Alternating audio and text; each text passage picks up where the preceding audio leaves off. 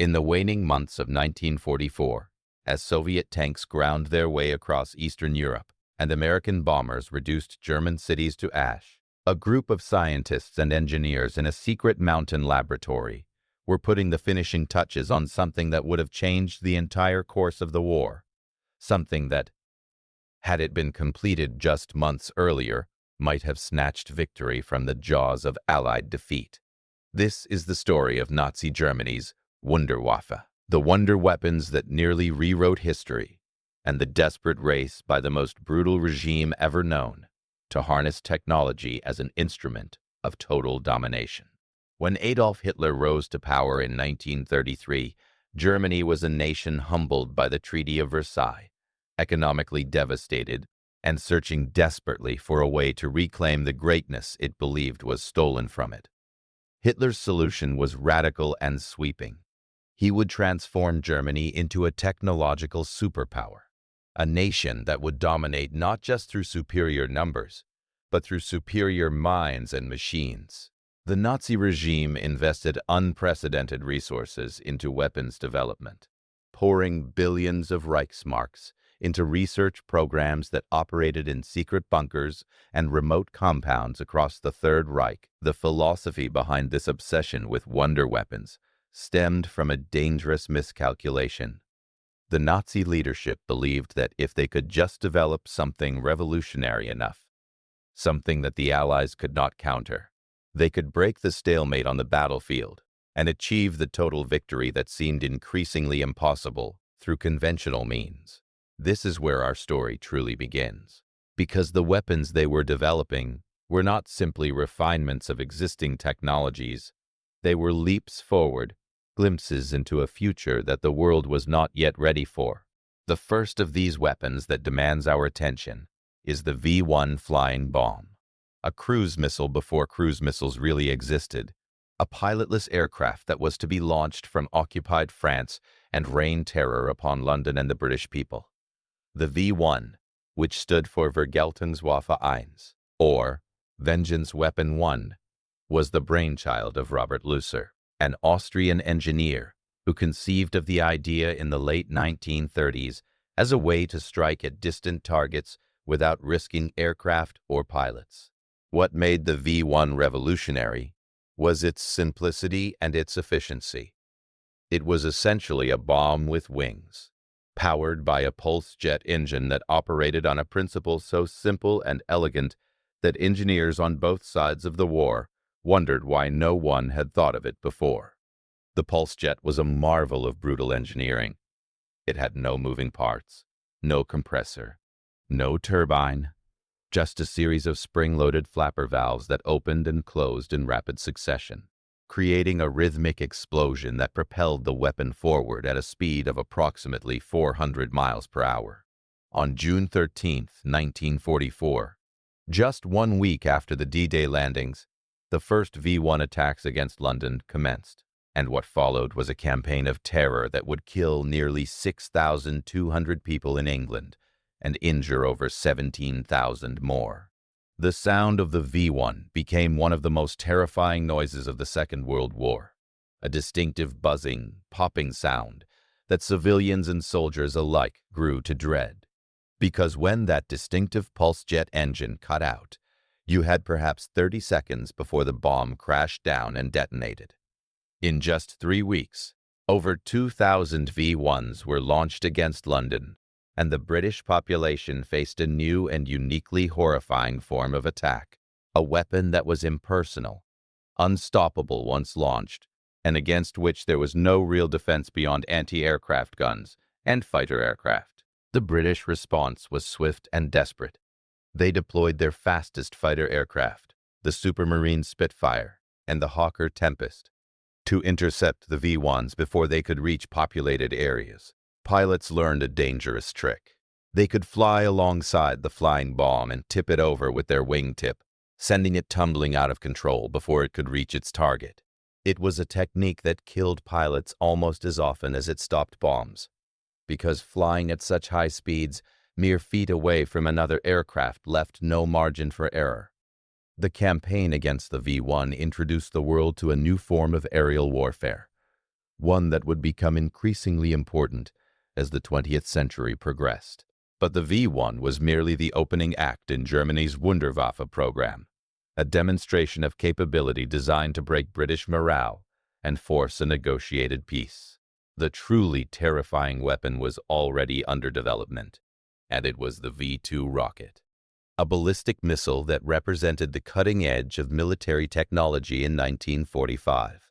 The V-2, which stood for Vergeltungswaffe 2, or Vengeance Weapon 2, was the product of years of research led by the brilliant German rocket scientist Wernher von Braun, a man who would later become the chief architect of American space exploration.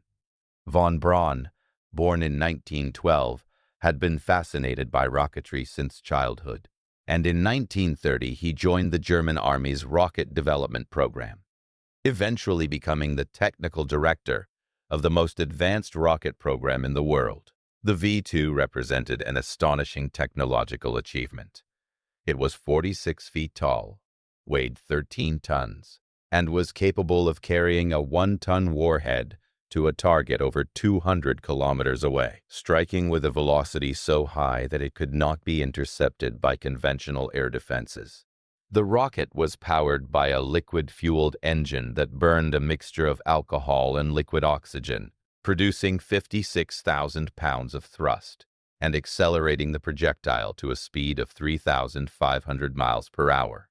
What made the V-2 truly revolutionary was not just its raw power but its guidance system. It was equipped with a gyroscopic inertial guidance system that allowed it to maintain a precise trajectory even as it arced up through the upper atmosphere and beyond the reach of any aircraft. The V-2 was humanity's first step toward reaching space itself, and it was being developed as an instrument of mass death. Beginning on September 8, 1944, V-2 attacks against London and Antwerp commenced, and the weapon revealed itself to be almost impossible to defend against.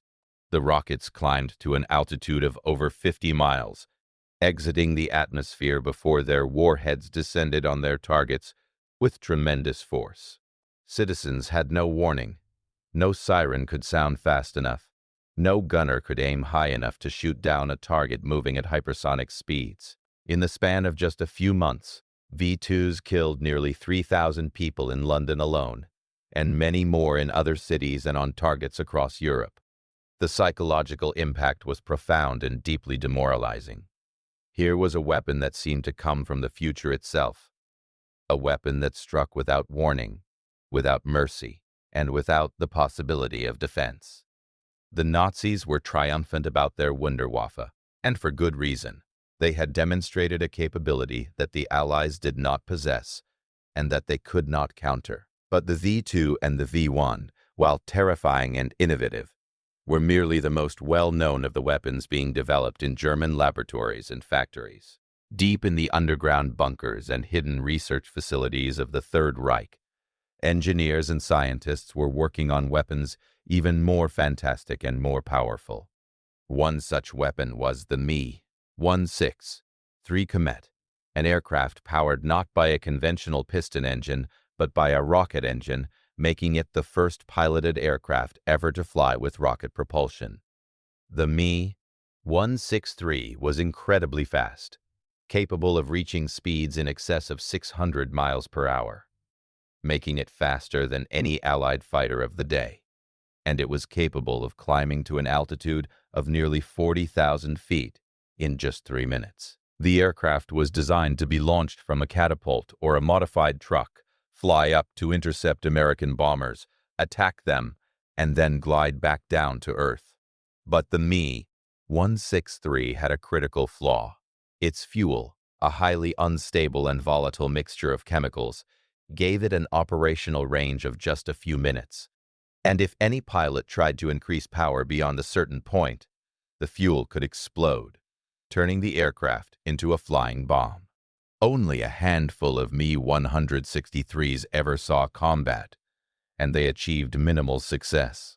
But they represented a glimpse into a future where aircraft would be powered by rocket engines and where aircraft would fly higher and faster than any of the conventional fighters of the Second World War. Another fascinating wonder weapon was the Wasserfall, or waterfall, an anti-aircraft missile that was being developed specifically to counter the massive Allied bombing campaign that was devastating German cities. The Wasserfall was a guided missile equipped with a warhead and a control system that allowed operators on the ground to steer it toward its target using radio signals. It was designed to climb to high altitudes where conventional anti-aircraft guns could not reach, and to strike at the American and British bombers that were destroying German aircraft production and industrial capacity. The Wasserfall represented a revolutionary concept: guided surface-to-air missiles that could engage targets at high altitudes and at great distances.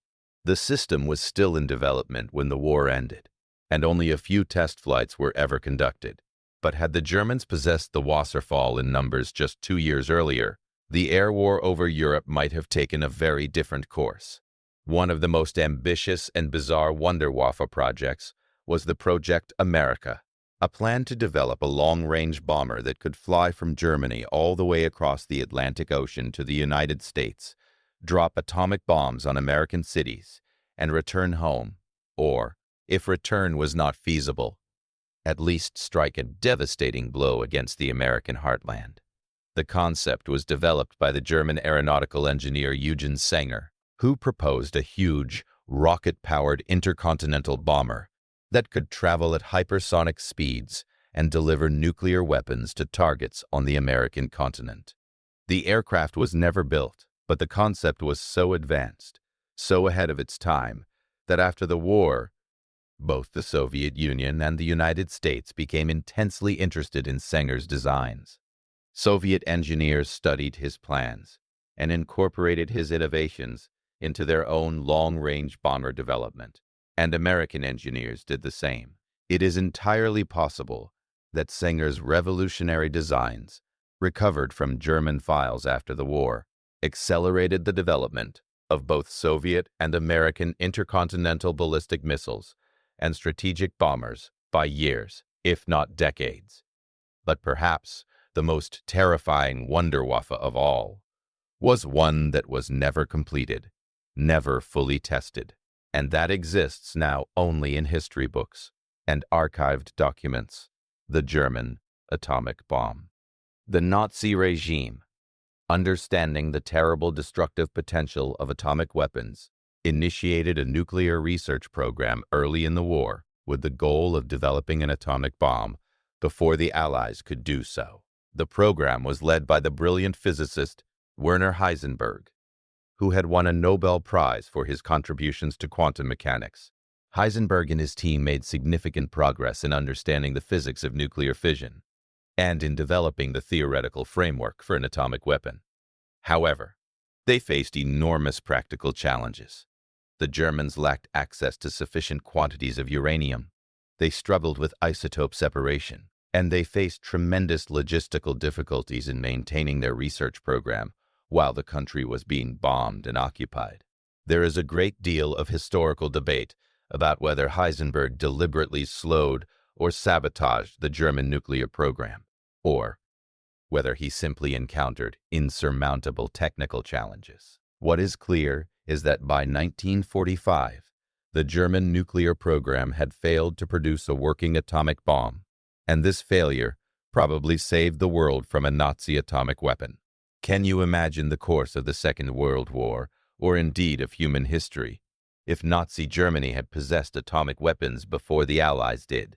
Such a scenario is too terrible to contemplate, but it was a genuine possibility, one that haunted Allied planners throughout the war. The Germans were also developing biological and chemical weapons of unprecedented lethality. The Nazi regime had established secret laboratories dedicated to the development of biological agents that could be dispersed over enemy cities and kill hundreds of thousands of people. Chemical weapons were being stockpiled in vast quantities. The Germans had developed a nerve agent called taboon, and they were in the early stages of developing an even more lethal agent called sarin.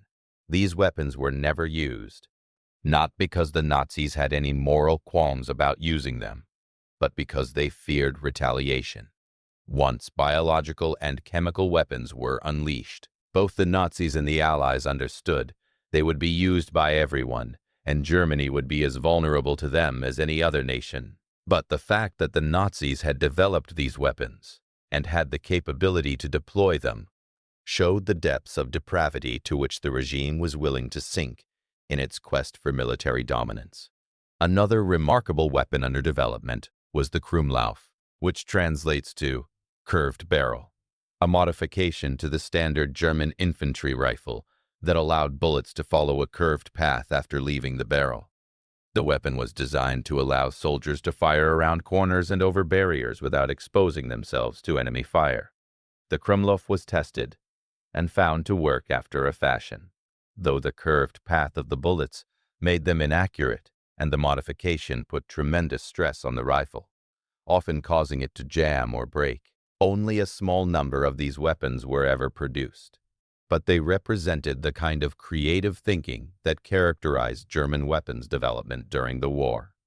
The Nazi leadership's obsession with Wunderwaffe was both a strength and a fatal weakness. On one hand, it drove innovation and led to the development of weapons and technologies that were years ahead of their time.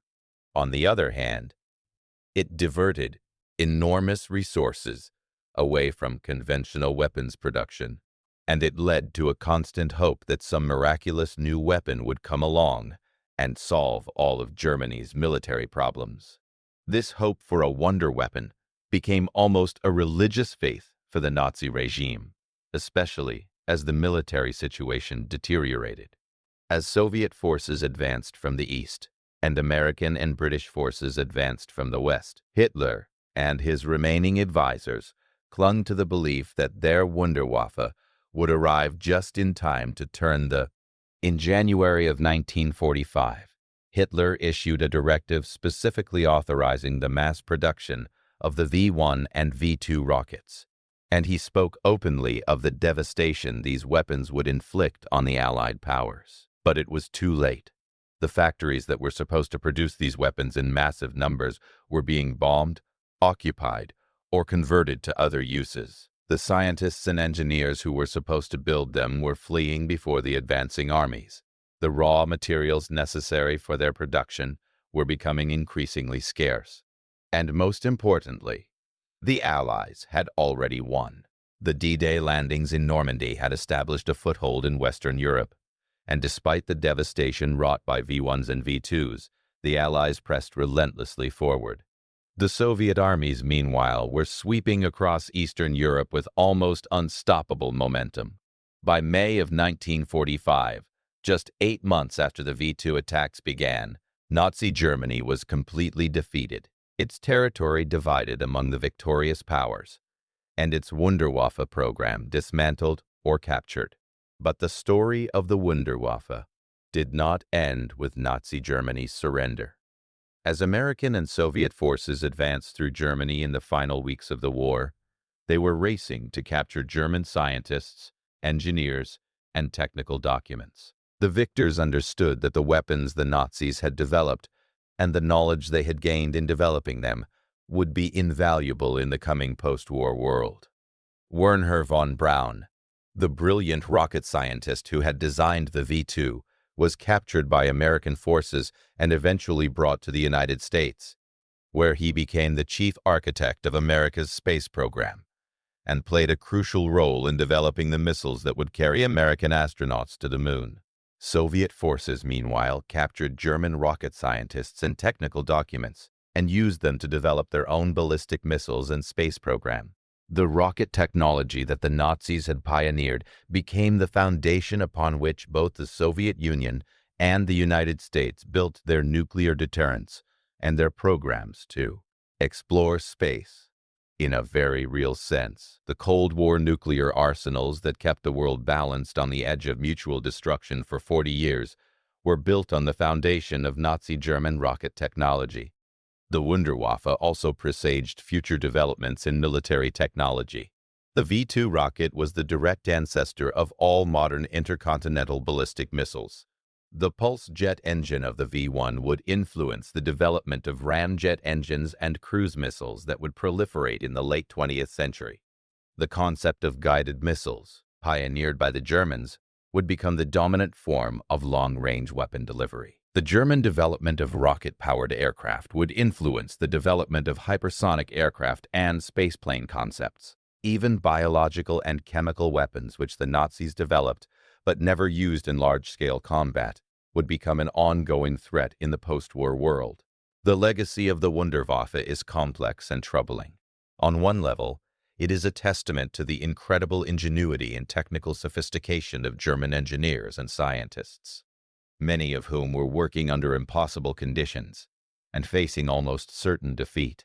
But on another level, it is a monument to the perversity of a regime that devoted its vast resources and technical capabilities to the pursuit of weapons of mass destruction. The Nazis understood, perhaps better than any regime in history, the relationship between technological innovation and military power, and they directed that understanding toward the goal of achieving continental domination through terror and annihilation.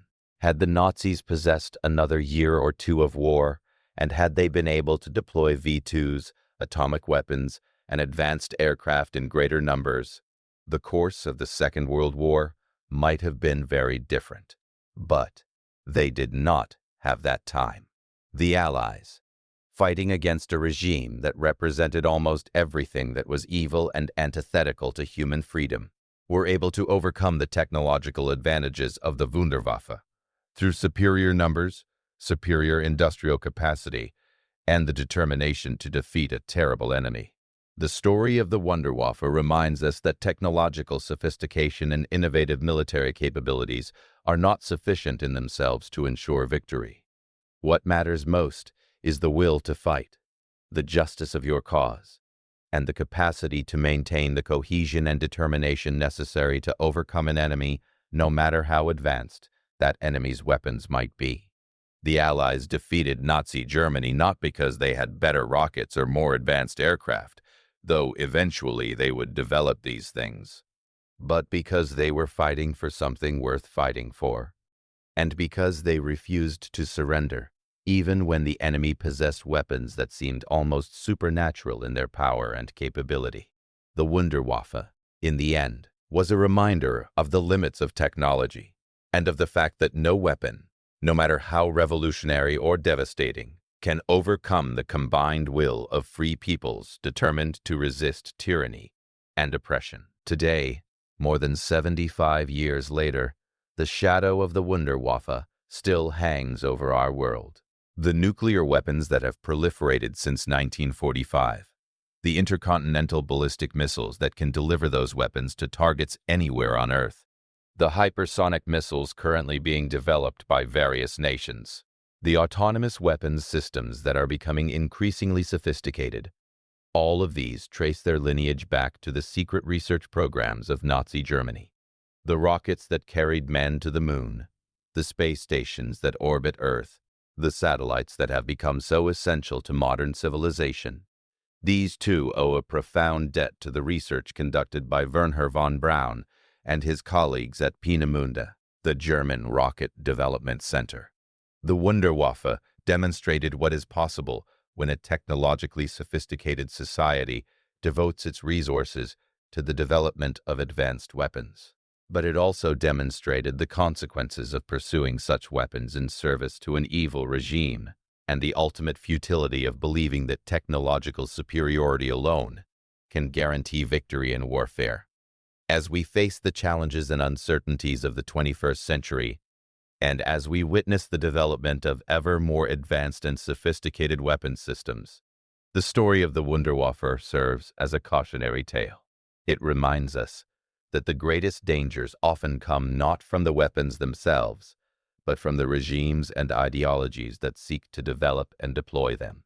It reminds us that the pursuit of technological advancement divorced from moral considerations and humanitarian values can lead to results that are profoundly destructive. And it reminds us that in the final analysis, freedom, democracy, and human dignity are more powerful forces than any bomb or missile, and that these values are worth fighting for, even against an enemy armed with the most advanced weapons ever created. The story of Nazi Germany's wonder weapons is ultimately a story about the consequences of choosing wrong, choosing to align oneself with a regime of unspeakable evil, choosing to develop instruments of mass death rather than instruments of healing and progress, choosing to pursue technological dominance as an end in itself rather than as a means to improve human life and well-being. The Wunderwaffe represent both human ingenuity at its finest and human evil at its worst. And understanding this complex legacy is essential to our ability to navigate the future and to ensure that the weapons of tomorrow are developed not in service to tyranny, but in service to the cause of human freedom and survival.